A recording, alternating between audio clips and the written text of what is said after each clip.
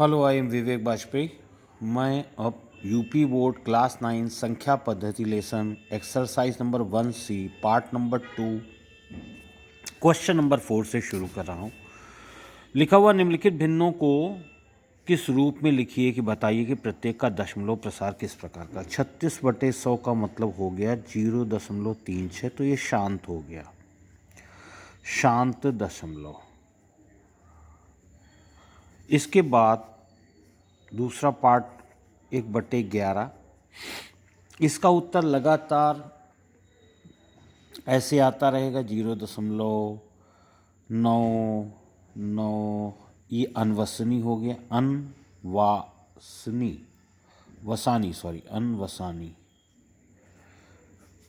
तीसरा क्वेश्चन 4/1/8।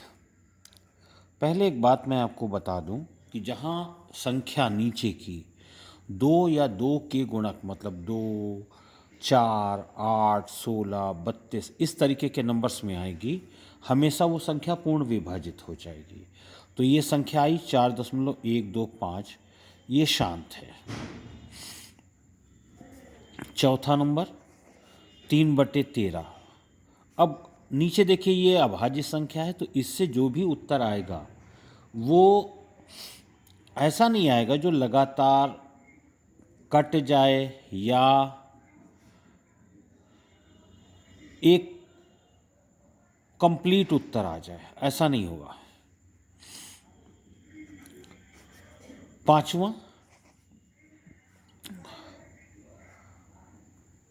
पांचवा सवाल है 2/11। ये क्वेश्चन नंबर 1 की तरीके से ही है। इसमें उत्तर आएगा 0.1818 और सो ऑन। ये भी अनवसानी।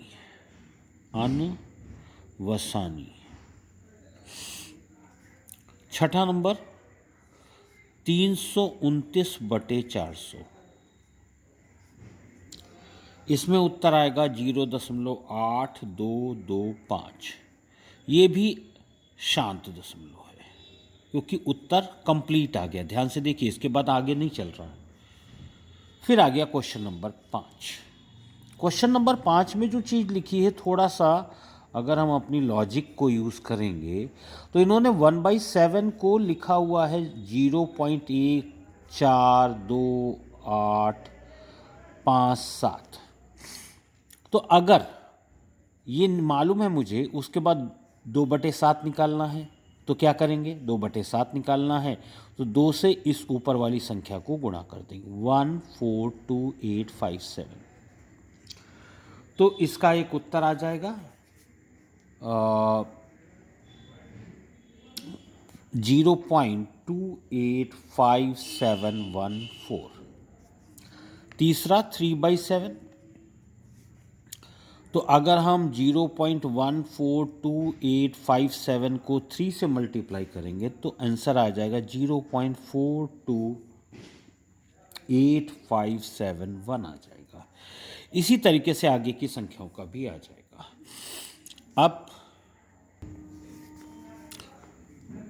अगर इन संख्याओं को हम P/Q फॉर्म में लिखें जहाँ Q 0 ना हो, तो ये संख्या पहले लिख दी, फिर हमने मान लिया x बराबर 0.66666, इसे समीकरण 1 कह दिया। फिर समीकरण 1 को 10 से गुणा किया तो ये आ गया 10x बराबर 6 पॉइंट, ये पॉइंट यहाँ शिफ्ट हो गया, 6.6666 सेकेंड नंबर।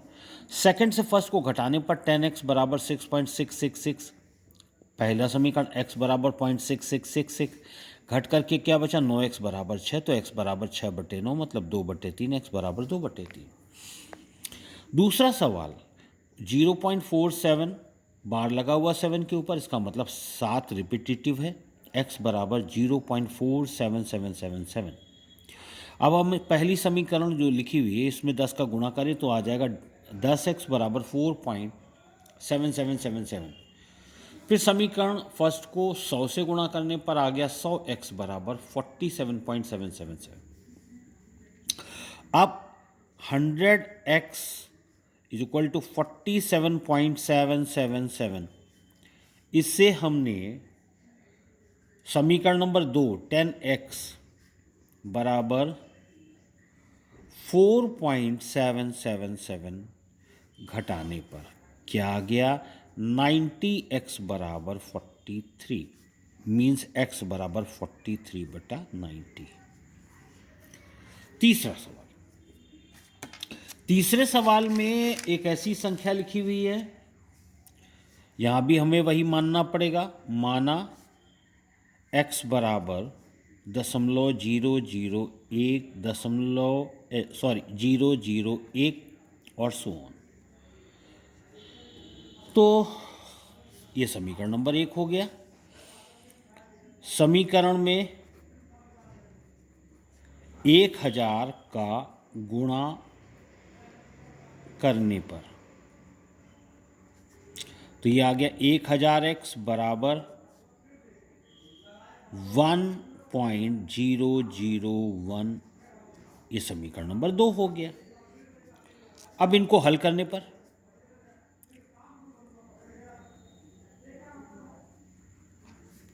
इसको हल करने पर क्या करना पड़ेगा? इसको हल करने के लिए 1000x बराबर 1.001 और x बराबर 0.001 घटा दिया, क्या आया 999x बराबर 1। तो x बराबर क्या निकलेगा 1/999। फिर आया ये सवाल, अगला सवाल, सवाल नंबर 7। इसका आंसर यहाँ भी वही बात है। माना x बराबर 0.9999, फिर इसे 10 से गुणा करने पर 10 से गुणा करने पर 10 से गुणा करने पर यह आ गया 10x बराबर 9.9999। अब घटाने पर 10x बराबर 9.999 और x बराबर 0.999। घटाने पर क्या बचा 9x बराबर 9, x बराबर 1। ये आश्चर्यजनक बात है क्योंकि क्वेश्चन देखने के पश्चात ऐसा लगता है कि इसका उत्तर ये नहीं आएगा, लेकिन आ जाता है। अब 10वें सवाल में लिखा ऐसी 3 संख्याएं लिखिए जिनके दशमलव प्रसार अनवसानी हैं। अब इस उत्तर को ध्यान से देखिए, 0.01, फिर 0.001, फिर 0.001, फिर 401, इस तरीके से संख्याएं हो रही। उसी तरीके से √2, √3, इनके बारे में भी हम जानते हैं ये अपरिमेय संख्याएं हैं। अब अगला क्वेश्चन, परिमेय संख्याएं 5/7 और 9/11 के बीच की 3 अलग अलग अपरिमेय संख्याएं ज्ञात करिए। तो 5/7 बराबर 0.7142 और इसका 9/11 0.814। अब इसमें अगर हम ऐसे लिखें और इसके बाद ये लिखें, इसके बाद हम ये लिखें और ये संख्या ऐसे चले, फिर वही बात यहाँ भी लिखें हम, और संख्याएं आगे एक गति पर बढ़ती चली जाएं। अब यहाँ हम इसको ऐसे भी लिख सकते हैं। तो संख्याएं अनवरत चलती चली जा रही हैं। कृपया मेरे वीडियो को पसंद करिए, लाइक करिए, शेयर करिए और सब्सक्राइब करिए। Thank you for watching my channel and encouraging me. Thank you.